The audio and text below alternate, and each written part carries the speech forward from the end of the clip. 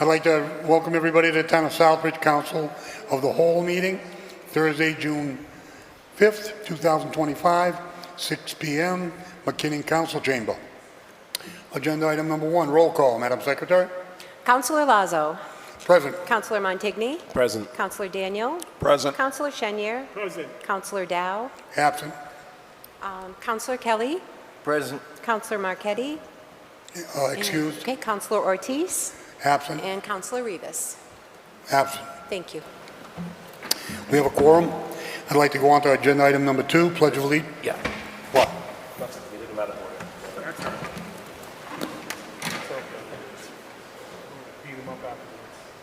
I pledge allegiance to the flag of the United States of America and to the republic for which it stands, one nation, under God, indivisible, with liberty and justice for all.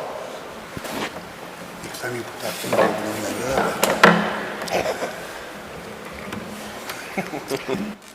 the I took that out of order. I apologize. Agenda item number 4, review and discuss and provide input regarding the safe streets for all complete streets draft prioritization plan as prepared by BSC Group. Selman, comment?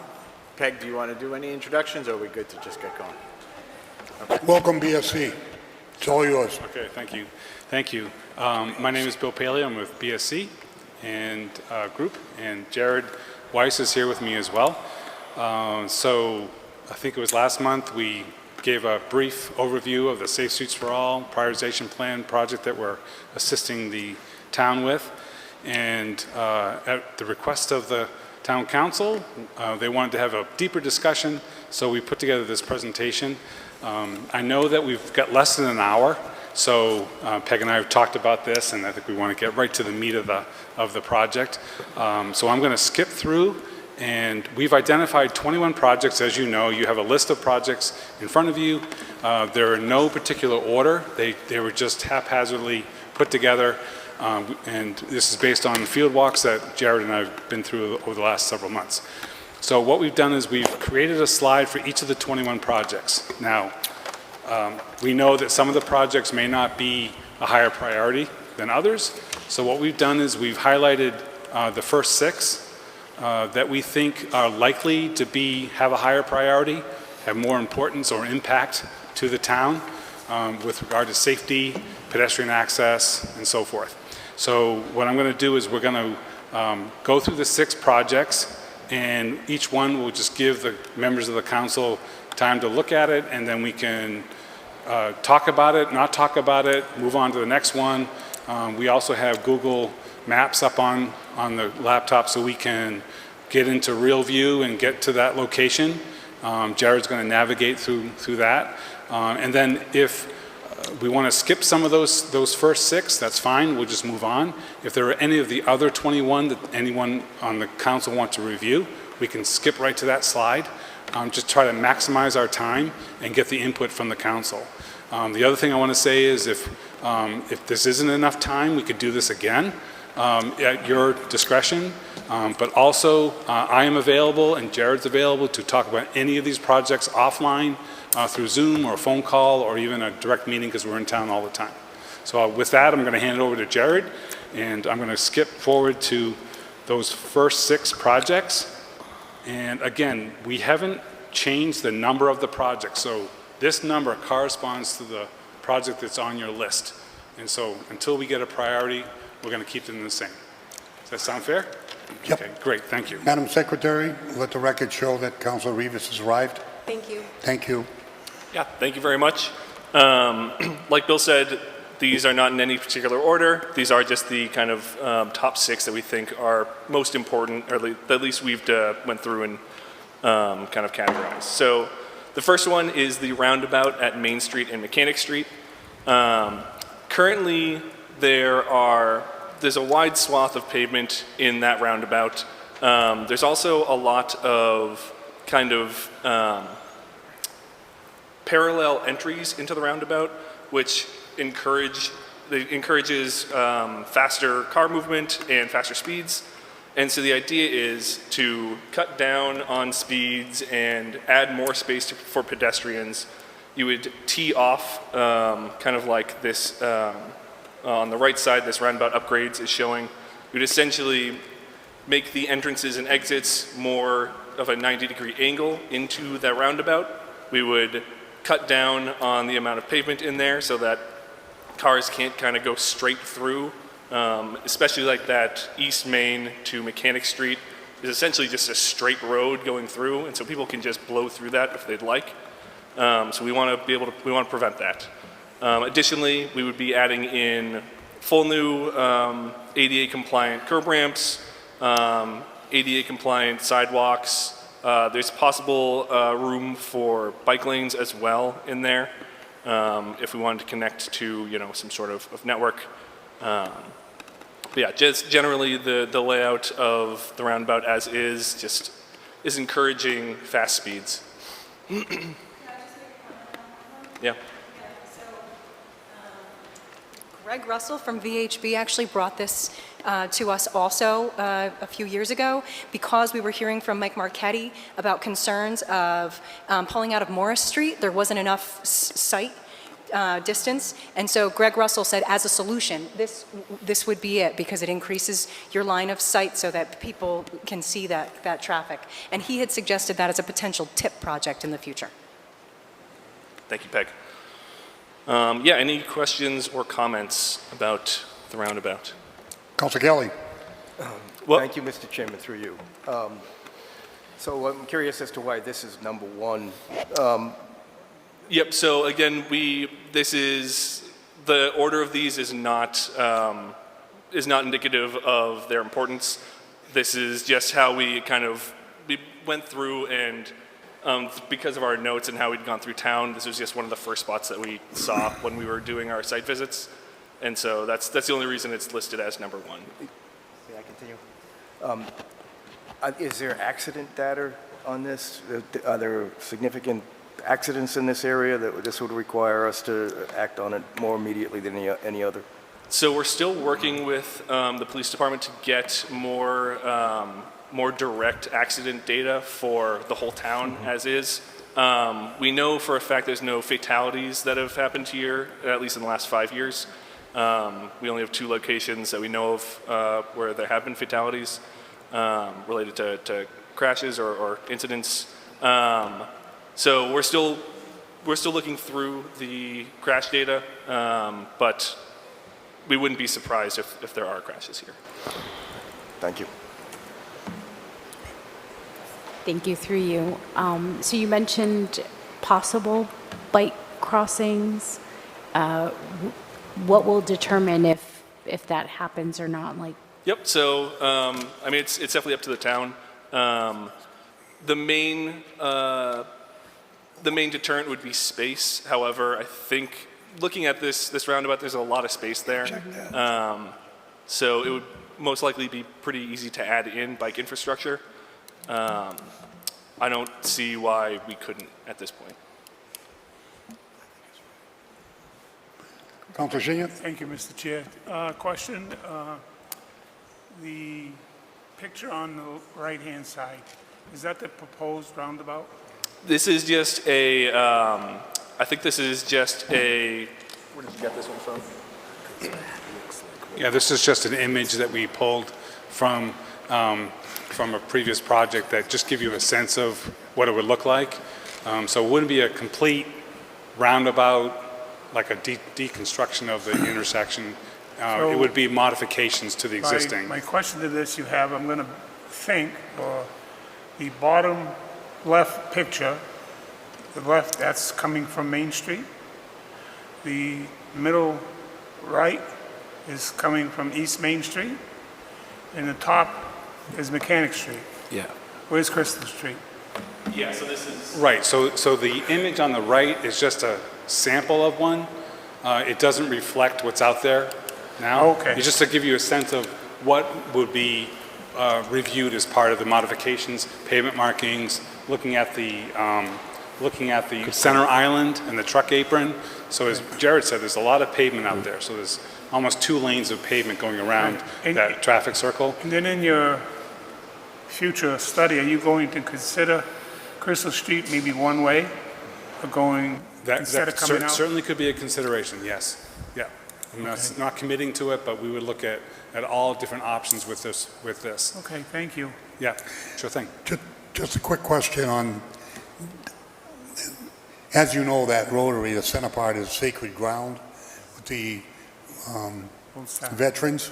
So the Gold Star Mother monument is there. How much of the circle are we going to lose? So think of it as the center island where vehicles can't travel. That's probably going to stay the same size.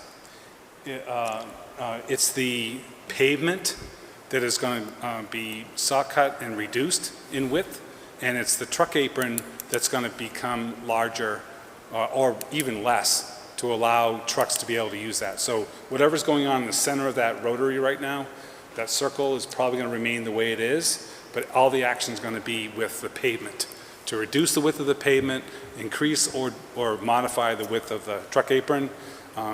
There's a lot of room out there, so I don't think it's going to get bigger. I think it's going to get smaller and more efficient.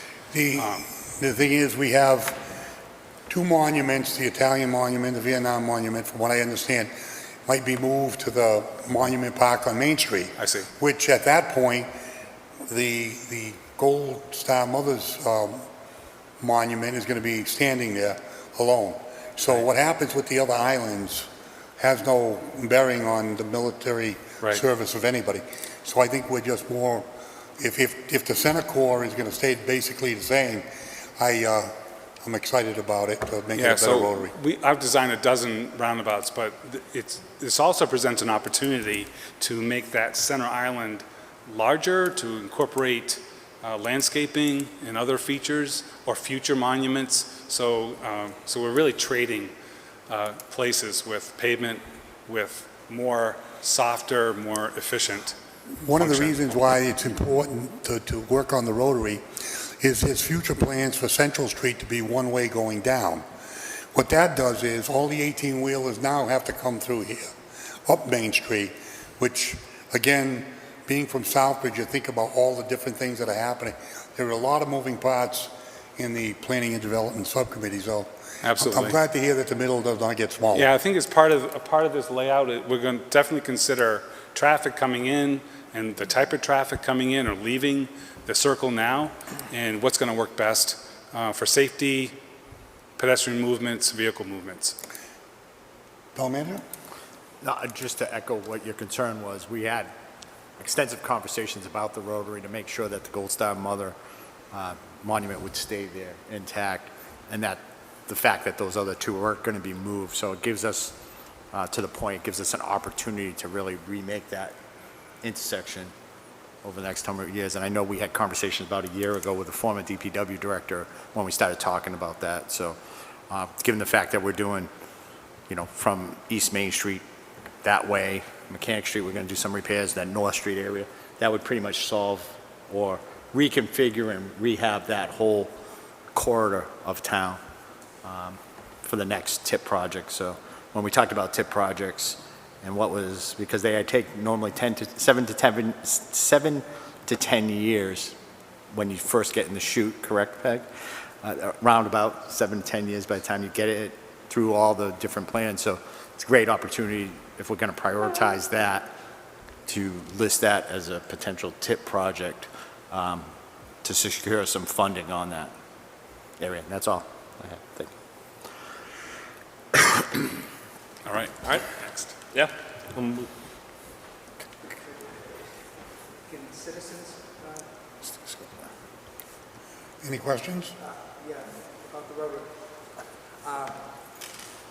Council, Kevin Buxton, 52 Charlton Street. As probably the only person who rode a bicycle here, I ride a bicycle through the rotary quite often. And as long as everybody follows the rules, and there's usually not a problem. I'm not saying that future redevelopment of the rotary isn't worthy to continue looking at. It's just presently, as a bicyclist, I typically stay on the right side of the road, stay out of traffic. As I come to the rotary, I have to pull into traffic to make sure traffic sees me. That's maybe with a new design where there's more a designated bicycle lane, that could help.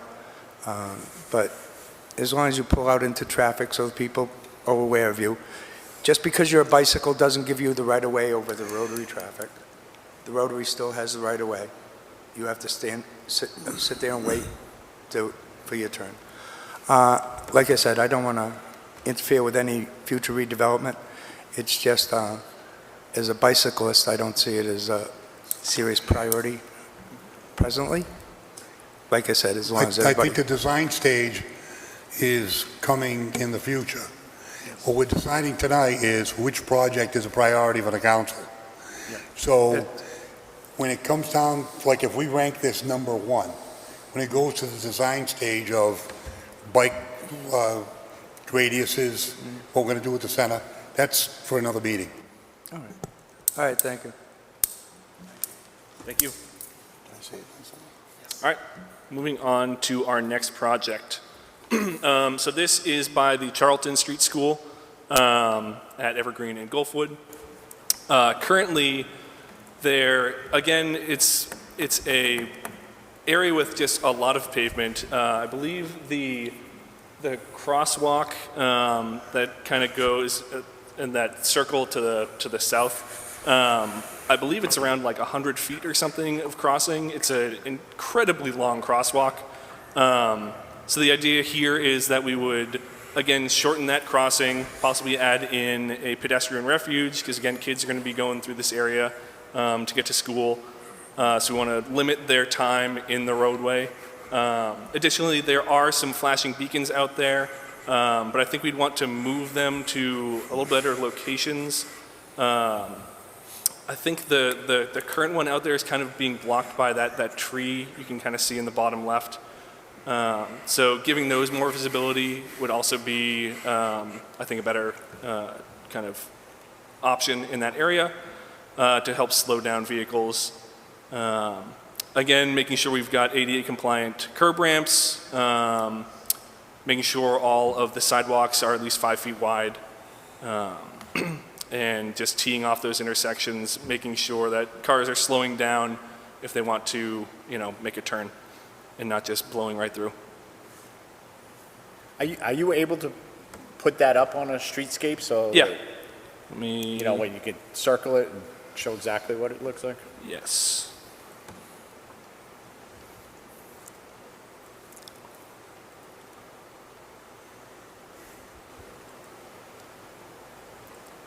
Yes, so I can go to Street View in a second, but this crosswalk right here is, like I said, it's around 100 feet, I believe. I would need to double check, but it's an extremely long crossing.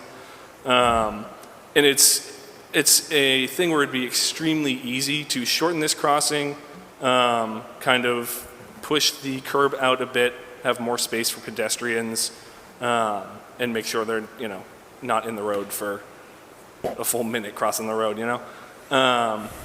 And again, the location of the flashing beacon, I believe, is right under this tree. We can go to Street View, though.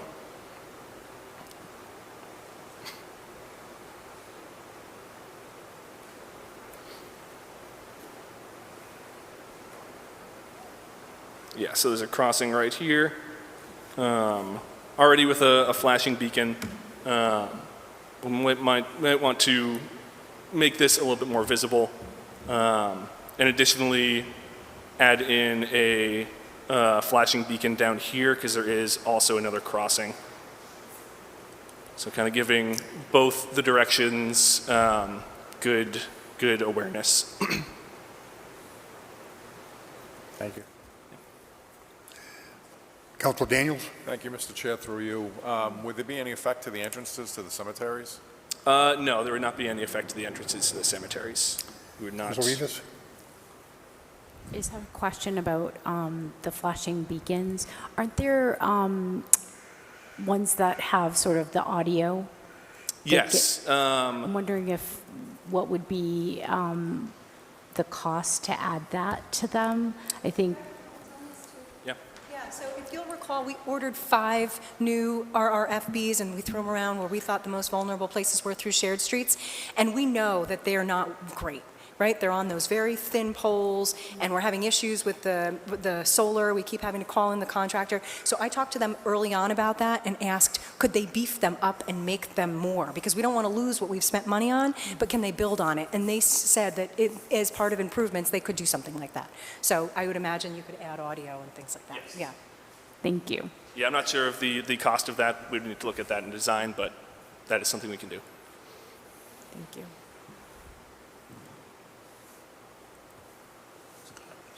Go ahead, Councilor Kelly. Thank you, Mr. Chairman, through you. Again, is there any accident data on this, or complaints, or civilian complaints about the traffic in this area? Yep, so we haven't opened up any of these, we haven't sent these out at all to the townspeople, so we haven't gotten comments from townsfolk yet. That is going to be one of the phases of this. And again, since we are still working with the police department to get the accident data, we don't have full crash data as of right now. But that is something we want to keep in mind once we get it. That'll help us narrow down what are the most important areas. Thank you.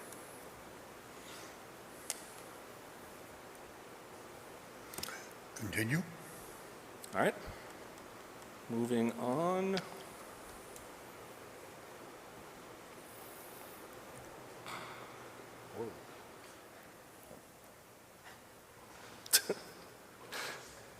Hope I didn't short circuit my thing.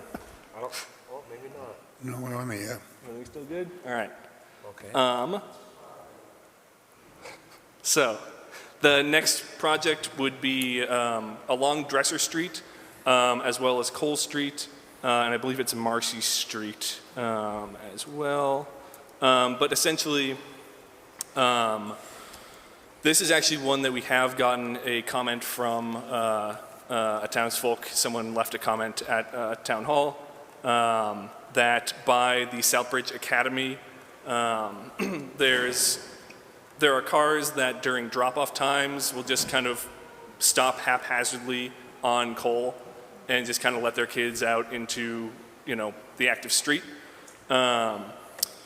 Even though there's obviously that parking lot that goes along the Dresser field.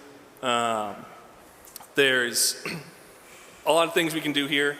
There's, again, just like everywhere else in town, there's just a lot of pavement here. It would be very easy. There's portions where there's paint that is like essentially saying don't park here, where we could just bump that out with actual curb, give more space for pedestrians waiting to cross the street. Additionally, along the Dresser Street field, there is a very thin and kind of crumbling sidewalk by that parking that we can absolutely extend out, expand upon to make it easier for people either getting to their cars or trying to get to the field.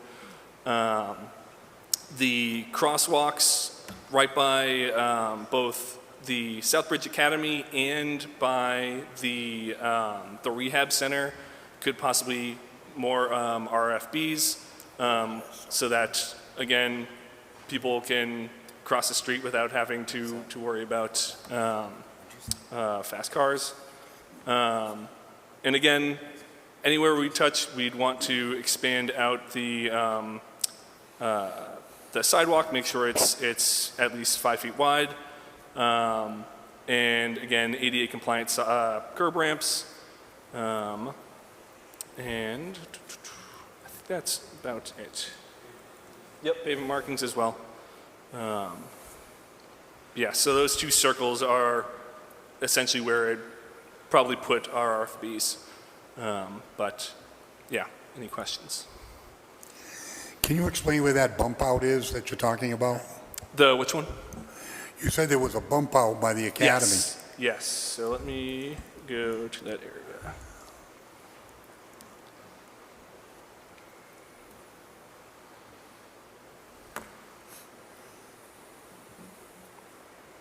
Yeah, so there's a portion. Oh, I don't think this is actually on Street View, I just realized. But I'll try to zoom into it. There is a crosswalk. Yeah, so this area right here. So this is an area where it's just painted for, to prevent people from parking there.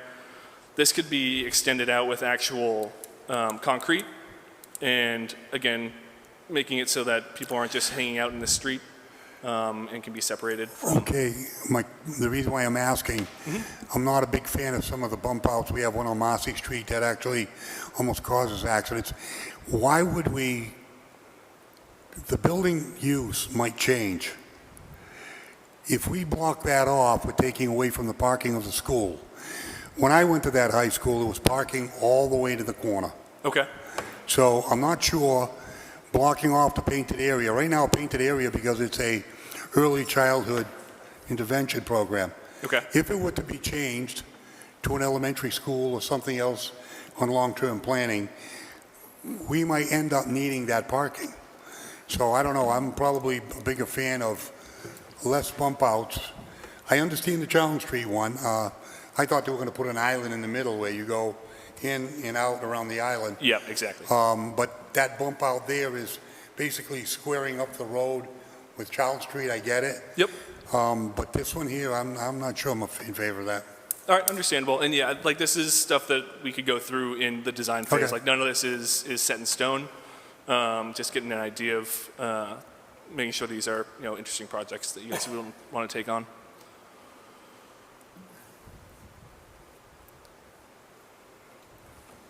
Go ahead, Councilor Junior. Thank you, Mr. Chair.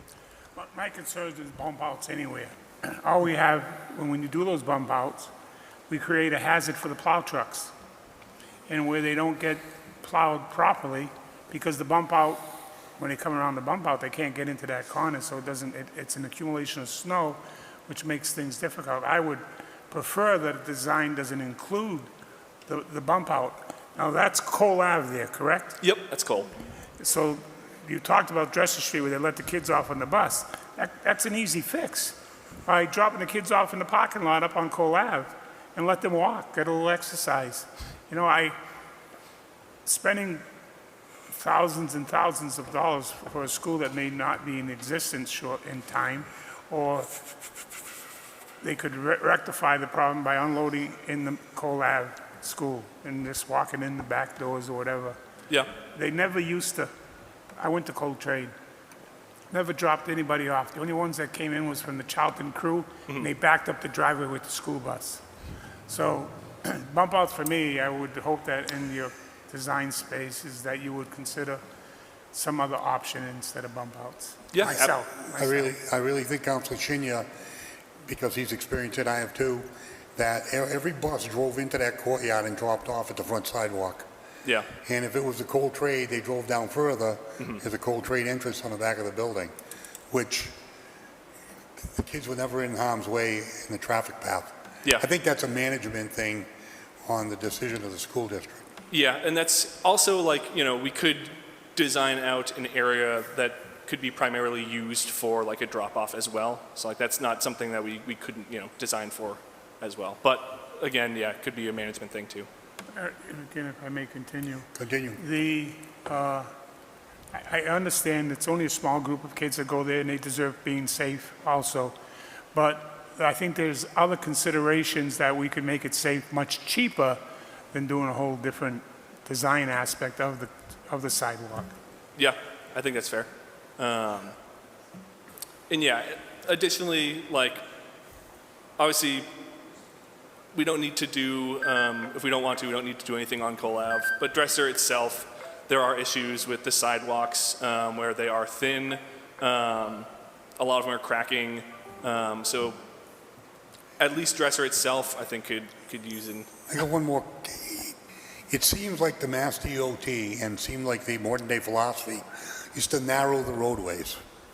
I don't know if that's the theory of slowing down traffic or what it is, but the mirrors on a lot of these vehicles now further out, the trucks and stuff, where they've been basically, I know our DPW trucks have, people are hitting them when they're passing each other on some of the thinner streets. I mean, and I think narrowing in some areas it's dangerous, in some areas it's fine. So I think going forward, I didn't know if that was just a train of thought nowadays. I've never seen so much road narrowing in my life. Yes, I mean, the idea behind that is to slow down vehicles, because if they perceive that they have less space, then they are going to I always travel. thought the blue lights did that. What? I always thought the blue lights did that. Yeah, fair. They just have to be everywhere at once. Go ahead. I don't have an opinion on the bump out piece, but I do think, I agree with you about the sidewalks there. We do have the rehabilitation center, and we have a lot of families and a lot of young kids and also a child care center further up the way across from the fields. So I do think the sidewalks need a lot of work there, and to make it safer for those families that live in that area, and for people with disabilities that come out of the rehabilitation center and use that area. Definitely need safer area in that street, and people drive very fast on that road. Honestly, I've seen them. I drove down that road to get here, and I was kind of shocked at how wide it is to begin with. But Just on the Southbridge High question, 800 kids to 1,000 kids would go to that school on those sidewalks, those roadways, and those parking lots. We don't even have half of that up there. And we want to widen everything up, and I don't understand why it was so good so long, all of a sudden it's not good today. Think about 1,000 kids unloading a bus at that school, 800 to 1,000 kids, and they would drive into the schoolyard. There was an overhang where all the kids used to get dropped off and wait till the bell rang and they went into the school. Yeah. I mean, I'm not sure we have to hold every single kid's hand nowadays, but I just don't get what, maybe the parents have to start teaching their kids about public safety and how to walk on a sidewalk nowadays. We didn't need it in the 70s. Yeah. Councilor Kelly. Thank you, Mr. Chairman, through you. I agree that something needs to be done on Dresser Street. The sidewalks are a mess, but more than that, I mean, the road is a mess down there. Frankly, I'm not sure how anybody drives down that road fast without losing an axle. But it's, I mean, I would think that any type of sidewalk project that we did on Dresser Street would be in concurrence with a road project there. So I wouldn't want to make that a priority unless the roads are being done as well. Continue.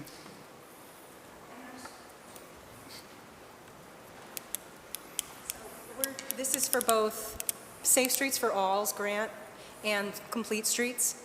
The way Complete Streets works, you can apply for projects in the future, and you can potentially, besides doing a big Complete Streets project, when you're doing a road project, you can access a little bit of Complete Streets money, so where we don't ever have money for sidewalks, that can help add that sidewalk element to that road project when we're ready. So that's part of good planning with DPW. Thank you, Peg. All right, move on to our next project here. All right, so this is the intersection of Elm Street and Eastford Road. This is just kind of a weird layout for an intersection. Again, like it just kind of splits off as a really thin Y. So again, it allows vehicles to just blow through that area. So the same idea here that we had in Charlton Street, where we would tee this off a bit more to make it more of a 90-degree angle, so that cars are slowing down in the area to have to take that turn, and they're not kind of rushing through. Again, this would include ADA curb ramps. Yeah, the crossings are a bit wide here too, so cutting down on space would again help pedestrians out in that area. And yeah, I think that's about it. Again, just reconfiguring this intersection and actually up the street a little bit, adding in some ADA curb ramps where they don't exist. Councilor Senior? I'm very familiar with this street. I went to school at Eastern Road School a long time ago. Yeah. This is either the second or third time that we reconfigure that intersection and do it with the suggestions of the engineers and the design firms and those kind of things.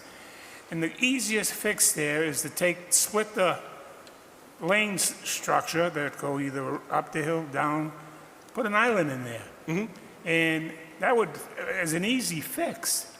And the other thing we've done sidewalks on that street, we've done all that. And if you go on the sidewalks and you're using a mobility scooter or a wheelchair, you gotta go out on the road because they plant the telephone pole in the middle of it. So where is that an ADA compliant sidewalk? We did it all the way down East Main Street. Telephone poles sitting in the middle of, so, I mean, we talk a lot about ADA, but once we do the project, then we start planting trees and we start planting telephone poles in the middle of the thing. For me, an easy fix there would to put an island in the middle with crosswalks going to the island, make it a safe zone, and then going over. That's just my opinion. Yeah, I mean, that is definitely an option. A pedestrian refuge island in that middle would cut down on the crossing. It would make it easier for pedestrians to get across. My only concern would be that cars can still very easily kind of drive very quickly through this area, but, you know, once we get into design phase, obviously, that would be a discussion. I don't know what they were thinking when they built the streets. They never lined up Elm Street with Central. Yeah. This one here is probably the most challenging intersection in town. Yeah. And I went to Eastford Road also many years ago. And originally you could come from Eastford Road straight out at a fork. It went straight into the traffic pattern. They put that big bump out there. That was supposed to cure the problem of Hartwell, you know, had a stop sign, and then this Eastford Road would bend to make it a 90 to Elm Street. But now we're proposing what? So let me go to it in Street View here.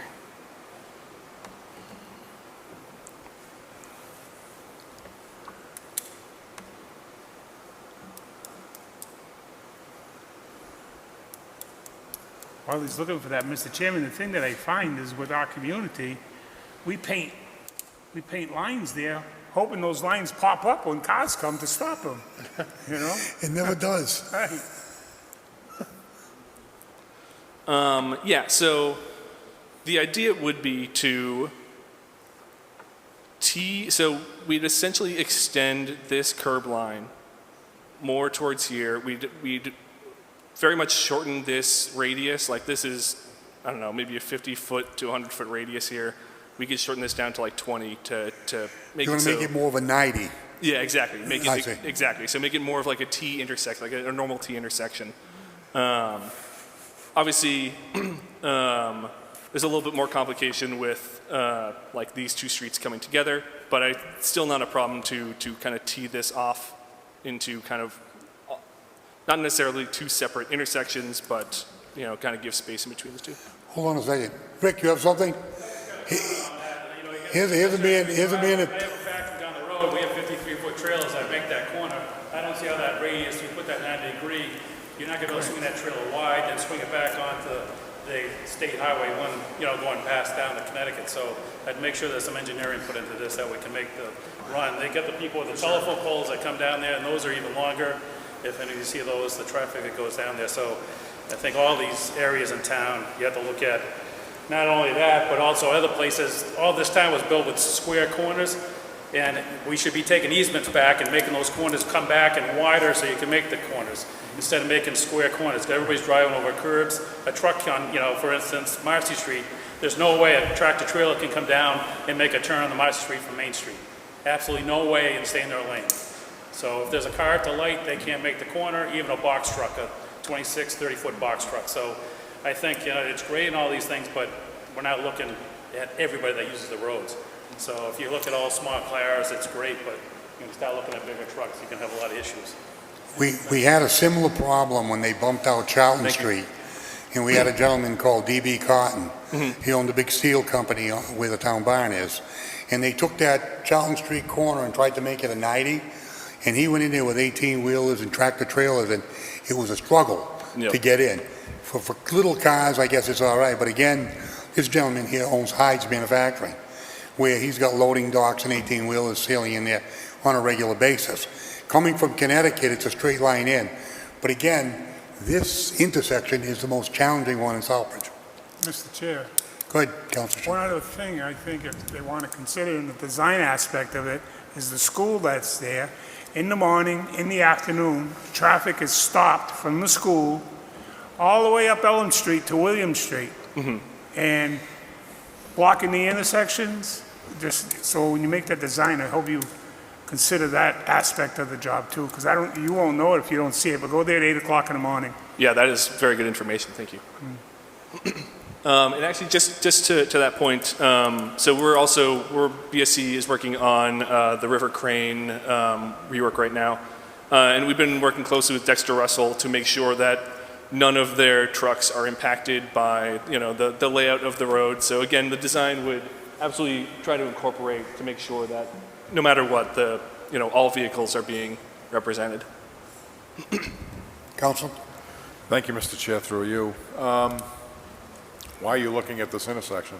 What are the factors that are causing you to look at it to begin with? Yep, so again, it's essentially the layout. Like, obviously, again, we don't have the crash data just yet, but once we get that, we will reevaluate some things. But just looking at this, the layout of this, it's, I don't know, from an engineer's eye, this is a dangerous intersection. There's the speed at which cars could easily just blow through here if they wanted to, with nothing stopping them. Like it screams fatality. Like it just screams like a dangerous intersection. Okay. When you look at the Elm Street, that grassy knoll bump out, the tractor trailers used to drive straight down Elm Street and down Eastford Road. Yep. And the fork at the front used to have a big building, and it was legitimately a fork in the road where you would come down Elm Street, bear right to Hyde's, or you would go straight to Elm Street. Hartwell Street was always something that had to pay attention because it wasn't a primary artery at the time. Yep. And we also had a big factory up there, which is now an apartment building, used to take heavy deliveries also. So that whole intersection used to be wide open for the purpose of a lot of trucking. A lot of it's changed. But Hyde's is still one of Southbridge's finest locally. Yep. And I would really consider not putting the bump out if they feel that'll hinder their deliveries.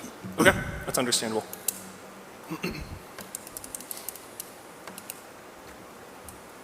All right, so there's no more comments on this one. I'll move on to number 5 out of 6 here that we're looking at. All right, the big intersection in town. So this is at Main and West Street. This is an intersection that is crazy, to put it lightly. There's a bunch of sets of lights. There's lights in the middle of it for people to stop. This is actually one of the 2 locations where we have had a fatality in the last 5 years. A pedestrian was hit by a car. So this is a very important area that needs to be addressed. Again, teeing off where we can, cutting down on crossing widths, whether that be with pedestrian refuge islands or just kind of thinning lanes a little bit. But just the configuration of this intersection needs to be looked at. Yeah, this seems like a big project that should take place.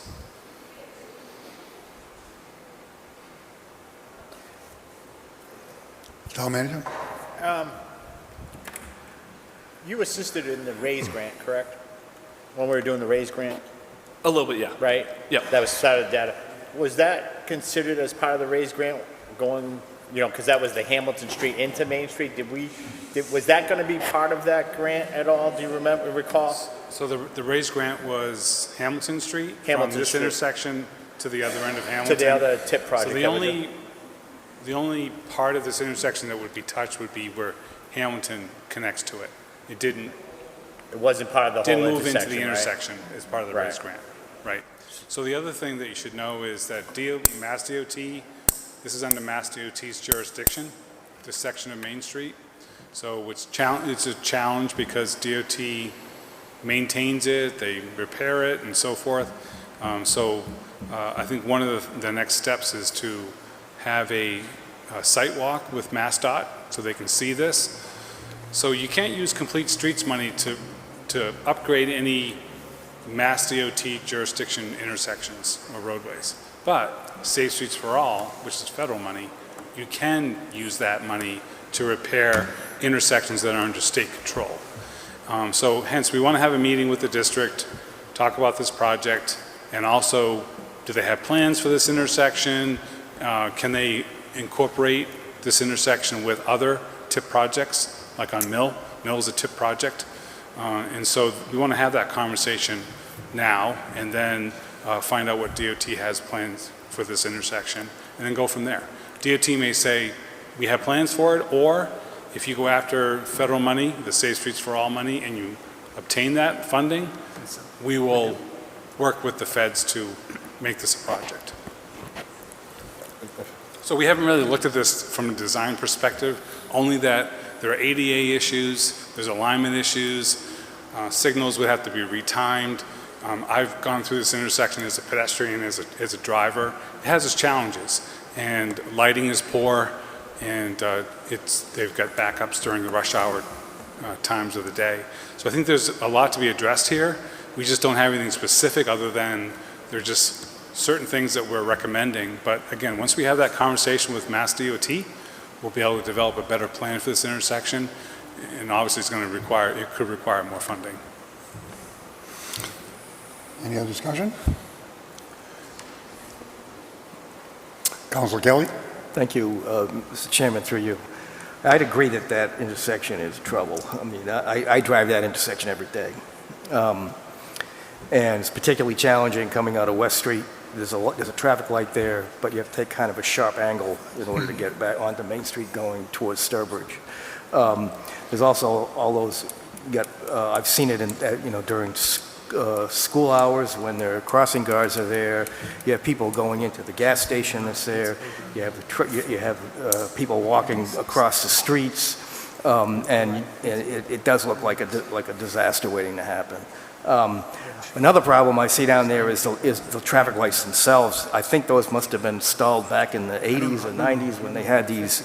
I guess they were considered brighter lights, but the problem is if the sun hits it right, you can't see it at washed all. out. They get washed out completely. So there's a lot of problems in that intersection. I agree. Thank you. Thank you. The worst part of that intersection is when they come out of a one-way street the wrong way from the marijuana store. You obviously know they don't live in Southbridge. Continue. Yeah. No other questions? All right. Oops. I don't know why I did that. All right. So this project is the last one of the ones that we've kind of singled out. So this is up on Route 169 by the United Lens Company building. And this was actually brought to us by the police chief, I believe, at an earlier meeting that we discussed possible projects. So in this area there there's 3 crossings currently, and I mean they're crossing a highway or an interstate, or they're crossing a route here. And so some of these have RFBs, some flashing beacons, but in a location with speeds that are this high, we would recommend putting in a hawk signal, which is what's shown on the right. So it looks more like a actual traffic signal to get the driver's attentions, to slow them down and again stop them in areas where they're going to be most likely driving quick anyway. So there's 3 locations where we'd want to look at either installing hawks or working on some sort of maybe geometry to shorten the crossings, protect pedestrians in that area. Councilor Junior? That particular area, we just approved on Monday night, allowing United Lens to put in rumble strips across the highway to slow the traffic down at that United Lens company. So and they're offered to pay for it. So maybe, just maybe, you could get together with them and get them to do all this along with the rumble strips. That sounds good to me.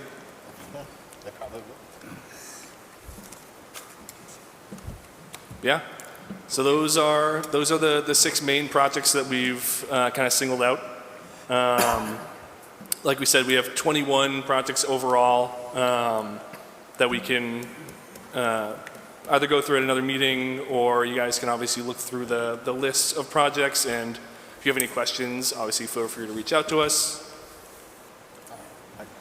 Thank you, Mr. Chairman. Do you have some of that in the PowerPoint that you could send to us, like, so we can review it? Yeah, absolutely. We have all the If you're not projects gonna in go here, through so we can just absolutely send it across. That would be great if you could at least send it to Jack. And Yeah. Thank you. That's not a problem. Go ahead, If I Councilman. could. I don't know, this chart that was included in our packet, very hard to read. I mean, is there a way to expand that Mass Yeah, we can- DOT spreadsheet, so? Absolutely. 'cause for- We can either send for across. us old, or me, an old guy, very hard for We'll me get to you a read. magnifying glass. Huh? Absolutely, we can print it You're out the oldest. to be way more clear. We can even send across the Excel file. No problem. Okay. Yeah. I agree with the town manager. The fonts over the years have been getting smaller and smaller. Now they're micro.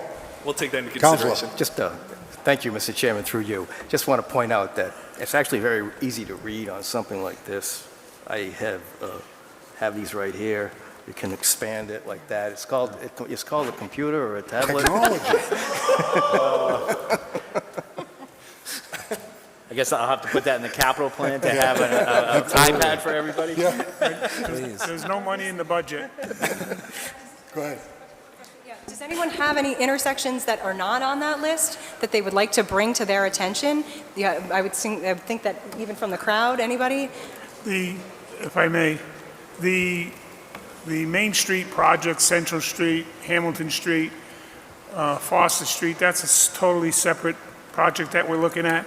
So Yes. those, and the tip project that is going on where the DMV is, that's a separate tip project. Yes, I believe So, but that tip project is going to take place before anything, really, because it's in the makings now. So at Hamilton and La Rochelle Way, that's all changing in the project to go to North Street and Foster Street. So that's becoming a street there. Yep. And I believe under the design part of it, they're going to be putting lights in. Okay. And we talked about making Central Street one-way and widening the sidewalks some and maybe eliminating some parking on one side of the street. And we were assured by, I think it was your group, I'm not sure, whoever did the designing of that the traffic lights can be readjusted when and if Central Street gets looked at and changed. Yes. So we paid for a 25% design from VHB, who was already doing the TIP project. It was an easy extension for them. So that 25% design is what we used to apply for the MassWorks grant, which we submitted last night for $5 million, to do the streets over, the sidewalks over, lighting, and the utilities. Peg, could we put the Maine and Marcy back on the board to remove that bump out? They put a bump out under the previous DPW director where if even So you're that driving a would be for you pickup guys? truck So- and you're coming from Gatineau, you're coming down to Notre Dame, you come to the light, you take a right. The bump out is so far out that it almost pushes you with a single vehicle on the opposite side. If I take a trailer, I don't take that street because with a little trailer, you can't make that corner. So you're saying is a completely separate, like one of these items? Right. Yes, okay. If So you that- asked any other intersections, I think, they put an eraser on pencils, and I think this is one of the ones that was done incorrectly with the previous performance, and I think we need to cut it back out, because it's a bump out that goes to a sidewalk that's 8 feet that goes nowhere. It goes into a banking of dirt. So I think a cut on the turn, and it might create a problem with the light tower there. So it might have an expense to it. Okay. Yeah, we can absolutely take a look at that area. Thank you. Yeah, any other places in town? Any other discussion? If not, thank you very much. Thank you guys. Appreciate And it. I'd like to thank Peg Dean for allowing us to look into the world of the Safe Street grants and see the projects, because a lot of times, I'll be honest with you, when I got elected 5 years ago, 6 years ago,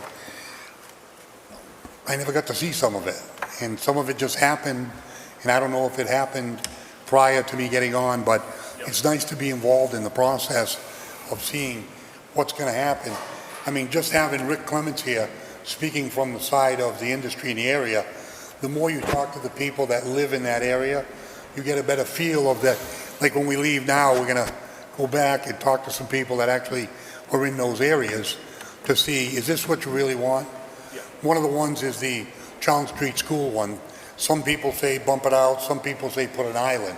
Keep the sweep in there for the deliveries. And you got a recreation area up there, you have everything. Keep that wider going up there, and then you put an island where it would be a direct shot, square up with Challenge Street for exiting from that side. So there's different ideas. I think we just need to take a look at it and talk to the people in the area. Yes. Could I just, so I would but first want to thank all the counselors for coming out tonight. Obviously, that's a big sacrifice for all of you in this heat. We're so grateful for any feedback, any input, and as representatives of the town, that would be my ask, is can you please, speak with people and highly encourage them to get in touch with our office, who can put them in touch with them. Because sometimes if they hear what the engineer's logic is, they might, come around to what they're seeing, or they could help the engineer hear what they're seeing, right? So the more we can share, the better. Thank you. Thank you very much. Yeah, I believe one of the next phases of this is to set up some sort of online platform so we can start soliciting comments from the town itself. So yeah, we want to make sure that we're getting, the people on the ground here. We want to make sure we're getting their input and making sure we're building what they want. Councilor Rivas. On that note, I would also suggest in some of the areas where they're, like the rehabilitation center, maybe having an in-person, event where they can give feedback in some of the schools, and maybe collaborating with the school district, and the schools might have, some event there that families can come to that live in that area, so they can give feedback in person. It's a good idea. Thank you. Thank you. Any other discussion? Councilor Kelly. Thank you, Mr. Chairman. Through you, just thank you very much for coming tonight and presenting this information. I do appreciate having this spreadsheet. It was very helpful, especially with the links to the Google Maps. We can really take a look at what you're talking about. So I do appreciate the information you provided tonight. Thank you very much. Thank you. Wrapping up this meeting, we tried to make it as convenient as possible for the counselors to consider sticking around, even if only for the initial presentation of what's next, our urban renewal plan, major amendment, community engagement opportunity. I've tried my best to get the word out. I've ordered a lot of pizza. There is a ton in the lobby, if you could please help yourselves. And if you would be interested in sticking around, Jeff Fasser is going to be presenting just a quick brief intro, and then they'll have stations throughout the room with different topics to get feedback about what you view as priority for revitalization of the downtown. Thank you. Any further questions or discussion? No. I would like to thank the BSC group. Job well done. It's nice meshing all the ideas together with the council and coming up with something for Southbridge. Thank you for your service. Thank you. Moving on to the final agenda item, motion to adjourn. So moved. Second. Motion is second. All those in favor? Opposed? Unanimous vote present. Meeting adjourned.